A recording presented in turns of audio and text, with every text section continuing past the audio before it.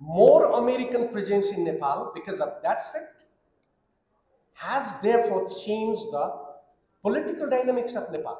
By connecting with China, Nepal has connected to the world-class infrastructure connectivity network and also the trade network. So that is very important. Second aspect I want to share with you that China is leading the future industrial and technological revolution. Belt and Road Initiatives BRI मार्फत दुवै देश बीचको सहकार्य अझै मजबुत हुँदै गएको छ। So in the past we managed China and India. Both of them were not very economically powerful and also not very militarily powerful, and a small country could very easily manage them. But now both of them have become very strong, and then it is because of their strength America has it, right? So now we have three countries to balance. And we never had a practice and never have an experience of balancing three countries. Therefore, we are entering into the problem. And now Russia is also active. So now we have four countries. When you were quite habitual to understand and balance the geopolitics of two countries, now you have four countries. Will the policy be same? There is no resource and there are no people. Therefore, this is a difficulty. Whether BRI comes or not, if we keep this diplomacy in this stage, we fail again. And it is not the BRI what that will fail, but our policy will fail. 7 दशक अघि सन् 1955 मा कूटनीतिक सम्बन्ध स्थापना भए यता नेपाल चीन बीचको मैत्रीपूर्ण सम्बन्ध निरन्तर विकसित र सुदृढ हुँदै आइरहेको छ। शान्तिपूर्ण सहअस्तित्वका 5 सिद्धान्तहरू अर्थात् पञ्चशीलद्वारा निर्देशित हाम्रो द्विपक्षीय सम्बन्ध असल छिमेकीपन, आपसी साझेदारी र सम्मानका साथै अन्तर्राष्ट्रिय मूल्य र मान्यतामा आधारित रहेको छ। हामी बीचको यस्तो सुमधुर सम्बन्धलाई थप सुदृढ र घनीभूत ल्याउँदै लैजान हामी सदा तत्पर रहँदै आएका छौं। एक चीन सिद्धान्तलाई दृढतापूर्वक पालना गर्नुका साथै यसप्रतिको नेपालको प्रतिबद्धता बलियो रहि आएको कुरा म स्पष्ट पार्न चाहन्छु। चीन विगत लामो समयदेखि नेपालको एक भरपर्दो महत्त्वपूर्ण विकास साझेदार मुलुकको रूपमा रहि आएको छ। नेपाल सरकार र नेपाली जनता चीनिया सरकार र जनताका तर्फबाट नेपालको विकास प्रयासमा हुँदै आएको सहयोग र सहकार्यका लागि आभारी रहेका छन् भन्ने कुरा पनि मैले महसुस गरेको छु। नेपाल र चीनको ऐतिहासिक सम्बन्ध आपसी विश्वास, समझदारी र मैत्रीपूर्ण सहकार्यमा आधारित छ। Belt end road initiatives BRI मार्फत दुवै देश बीचको सहकार्य अझै मजबुत हुँदै गएको छ। यो पहल नेपालका लागि केवल पूर्वाधार विकासको माध्यम मात्र नभई आर्थिक वृद्धिका नयाँ ढोकाहरू खोल्ने अवसरको रूपमा लिनुपर्छ भन्ने मेरो दृढ मान्यता रहेको छ। नेपाल आफ्नो भौगोलिक अवस्थालाई उपयोग गर्दै ट्रान्जिट हबको रूपमा स्थापित हुन सक्दछ। यसका लागि दुवै देशबीच भौतिक पूर्वाधार विकास, सडक, रेलमार्ग, ऊर्जा, सूचना प्रविधि तथा व्यापारिक सहकार्यलाई प्रवर्धन गर्नुपर्ने आवश्यकता छ। नेपाल चीन सम्बन्ध केवल व्यावसायिक वा आर्थिक सहयोगमा सीमित छैन, यसले सांस्कृतिक, शैक्षिक तथा प्राविधिक हस्तान्तरणका क्षेत्रमा पनि उल्लेखनीय योगदान पुर्याउन सक्दछ। नेपालको दिगो विकासका लागि चीनसँगको सहकार्यलाई अझ प्रभावकारी बनाउँदै पारस्परिक हितका क्षेत्रमा थप लगानी गर्न आवश्यक छ। हामीले नेपालमा रहेका लगानी सम्भावनाहरूलाई सही रूपमा पहिचान गरी BRI अन्तर्गत नयाँ परियोजनाहरूलाई प्राथमिकता दिनुपर्दछ। यस प्रकारको संवाद कार्यक्रमले नेपाल चीन सम्बन्धलाई अझ सुदृढ बनाउने, द्विपक्षीय सहकार्यलाई नयाँ उचाइमा पुर्याउने र साझा समृद्धिको दिशामा अग्रसर गराउने अपेक्षा लिन सकिन्छ। म foundation for peace, development and सोशलिजमलाई धन्यवाद दिन चाहन्छु, जसले यो महत्त्वपूर्ण विषयमा एउटा बहसको वातावरण सिर्जना गरेको छ र अध्ययन र विश्लेषण गरेर यसलाई कार्यान्वयनमा सहयोग पुर्याउने कुरामा म विश्वास राख्दछु। असल मित्र र निकट छिमेकीको रूपमा नेपालले चीनको प्रगतिमा गौरव गर्नुको साथै बृहत आर्थिक साझेदारी मार्फत चीनको अद्वितीय विकास र समृद्धिबाट लाभ हासिल गर्न चाहन्छ। यस सन्दर्भमा नेपालको विकास प्रयासमा रहेको चीनको साथ, सहयोग र सहकार्यले हामी उच्च प्रशंसा गर्न चाहन्छौँ। नेपाल सन् 2026 भित्र अल्प विकसित राष्ट्रको सूचीबाट स्तरोन्नति हुने परिप्रेक्ष्यमा सहज स्तरको उन्नति र सोको दिगोपनाका लागि समेत चीनबाट महत्त्वपूर्ण सहयोग रहने हामीले अपेक्षा गरेका छौँ। अन्त्यमा पुनः काठमाडौँ डायलग सिरिज 1 को सफलताको शुभकामना व्यक्त गर्दै नेपाल चीन साझेदारी उज्जवल भविष्यको हार्दिक शुभकामना सहित धन्यवाद ज्ञापन गर्दछु। धन्यवाद।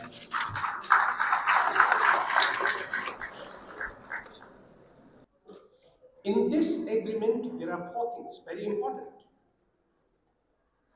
What this agreement says is that if BRI project works in Nepal, the money definitely is the resources.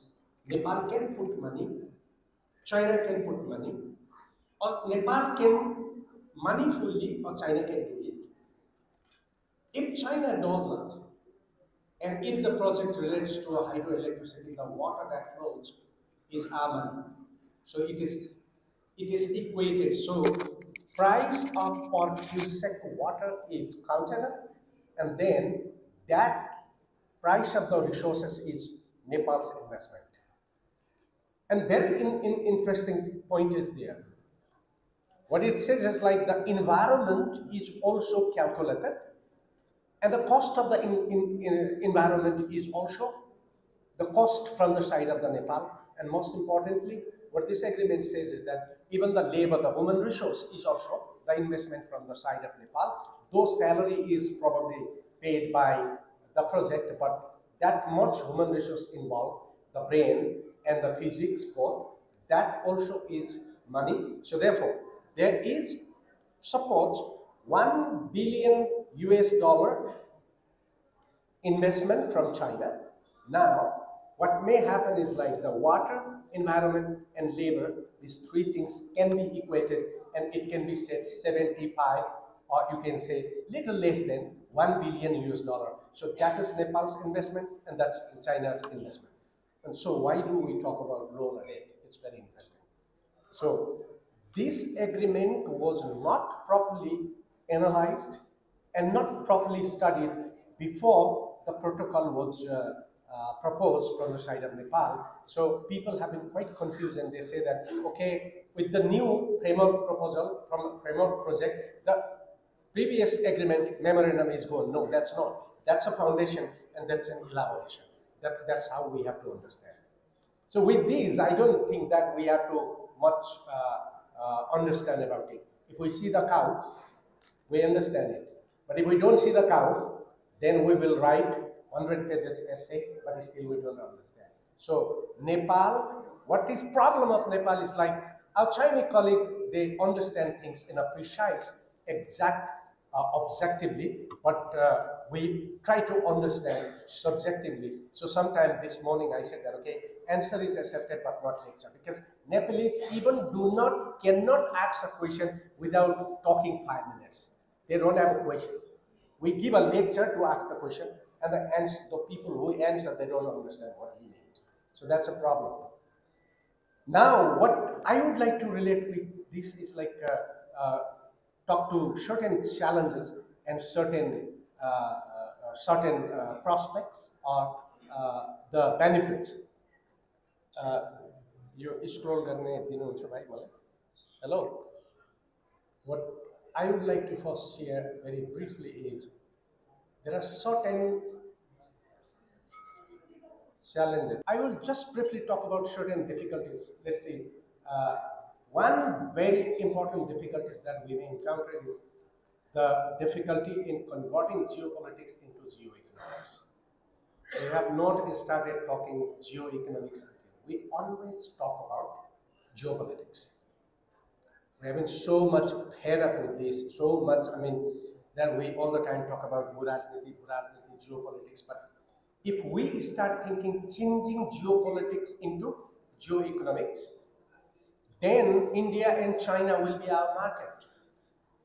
If we think it is geopolitics, then India and China will be our big 2 tigers who may kill us.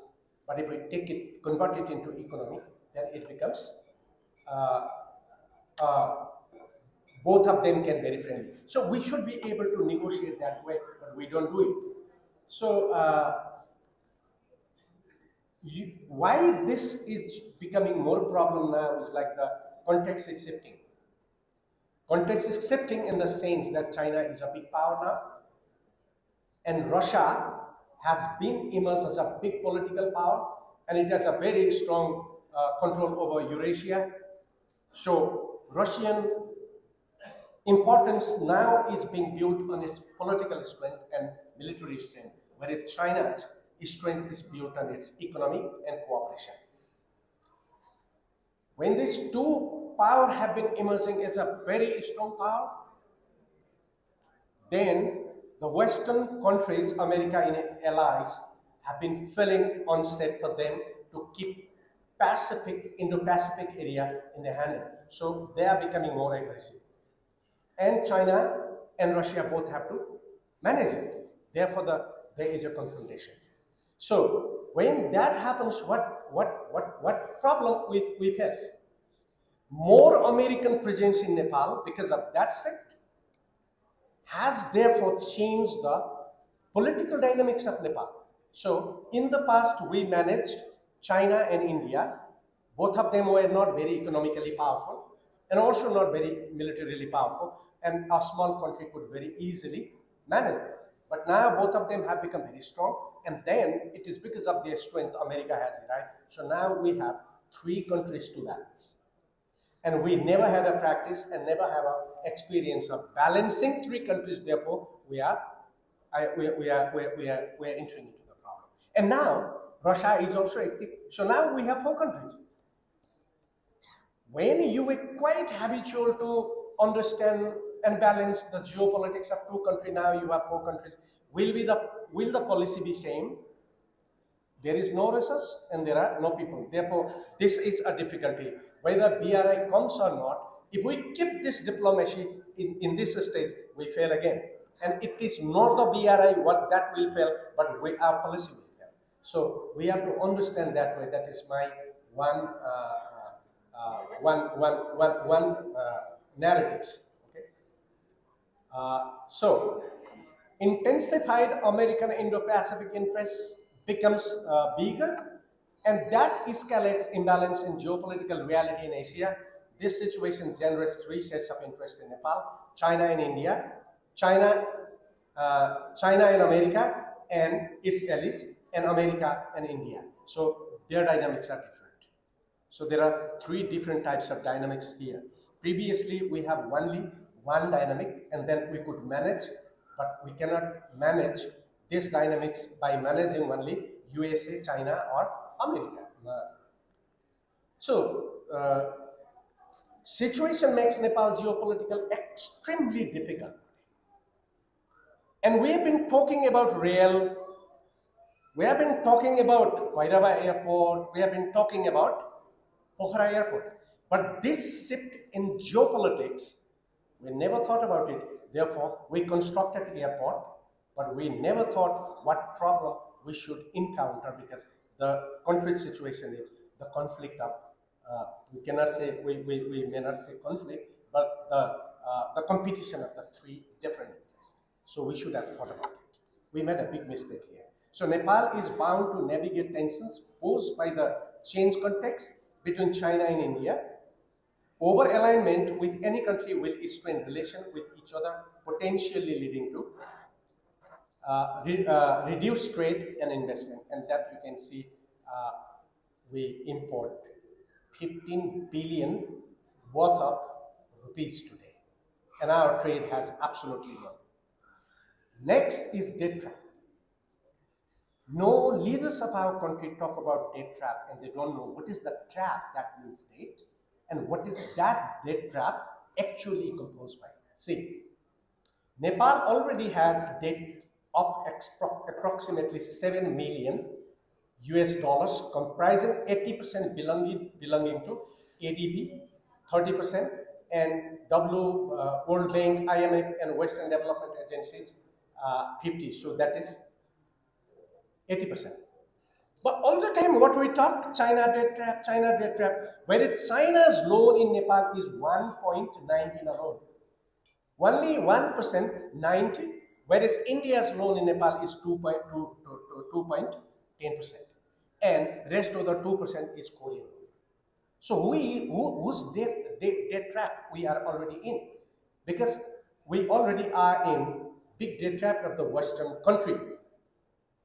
So this attract risks of an additional debt burden due to large-scale infrastructure project in this situation. In this situation, if we do not manage that debt trap and we start bringing big projects under BRI, and if we fail to manage it, and that will not actually create a prospect, but that will also create a burden of the that create a stress on the existing burden. So without analyzing this existing debt, we cannot manage the investment from the side of the China. That's what we never thought about. So why that happens, therefore?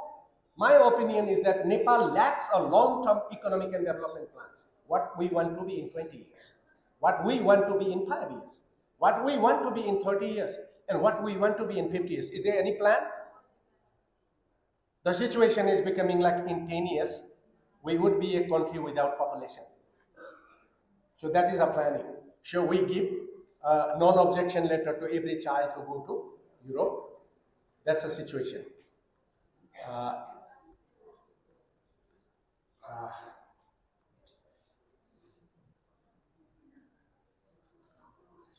So another problem is transparency. I don't have to explain much about it. This factor makes the most serious risks: weak institutional capacity of the government and corruption are common parlance in Nepal. I don't know, even in the last Prime Minister visit, there were anyone who was a very good development economist associated with that trip. Okay, so BRI projects may suffer implementation setbacks due to institutional weakness of the government, not because of the China side. So this is very important thing that we need to understand. Transparency on the part of the Nepalese government, the chance of elite capture of projects and misalignment with local needs is big. So what may happen? So our business people may develop a project not to produce goods but to create a cable car in Tapleju. It might be like that. So this is a very serious issue. Then another difficulty is land acquisition for projects may be challenging tax due to government's lack of proper policies on the resettlement policy displaced by the project. We are not blaming the people. People are not bad, but they will resent taking of the land because there is no settlement plan. If you have a settlement plan and you say that these are the houses built for you, you give the land, you go over there, I think people will happily give you the land and there is no project difficulties.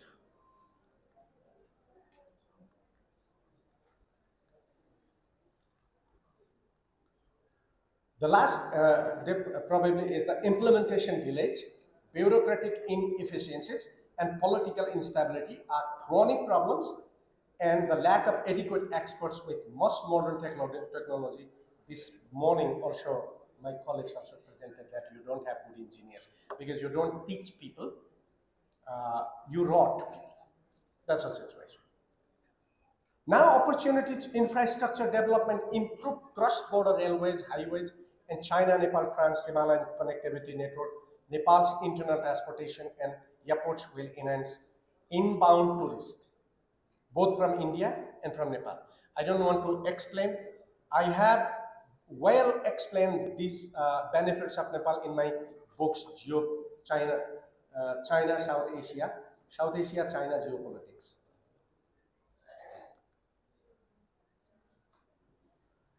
And then Himalayan economic corridor will be a net result throwing Nepal into economic high. After BRI, improved connectivity in all aspects may be enhanced and will reduce dependence on India, enhancing trade and regional connectivity. We already have signed agreement and all protocols have been there, but the goods do not go by China to South Korea or Japan. Then energy production is another opportunity for us. Investment in hydro projects as well as renewable energy could harness energy surplus for export to China and South Asia, boosting revenue. Economic growth and trade is another. So enhanced infrastructure may lower the logistic cost, expand access to Chinese and Indian markets for Nepali goods, including agriculture and handicrafts, and attract tourism, creating jobs and reducing poverty. That is another greatest benefit probably we can exact from BRI. Strategic partnership. BRI offers leverage and international diplomacy, diversifying alliance between EU and India. Participation in China's digital Silk Road could modernize communication technology infrastructure and regional connectivity, positioning Nepal as a transit hub between China and South Asia, could spur economic integration, benefiting from initiatives like the Himalayan Economic Corridor. Sustainable development potential for green energy projects and climate resilient infrastructure. Aligning with global sustainability is another. So there are 5 difficulties and 6 advantages, but these are completely indifferent. So I will just take 1 minute. Conclusion now, what I do often talk about importance of BRI in Nepal is that BRI presents transformative opportunity for Nepal's development. It not only creates economy, but it will also transforms the model of development in Nepal. But it may fail if project management capacity of the public as well as private sector is not enhanced and effective governance ensured. But keeping this level of technology and the manpower, we will fail. Balancing geopolitical interest is vital. Ensuring projects alignment with local needs and environmental safeguards should not be overlooked. And long-term development plan is vital to adjust priority of the projects. And that's how BRI is very important. Sure, BRI is not something China is going to give. BRI, if you want to take it, bring it. There is a honey hive. If you want to eat honey, bring it. If you do not want to eat honey, don't bring it. Thank you, sir. So question is not China, question is Nepal. Let's think about Nepal and then China. We first think India and China and we think us. So that attitude is very, very good. Thank you very much. Thank you so much. And I would also like to take an apology because I have to go for some time. So I would go after 5 minutes and I will come back later on.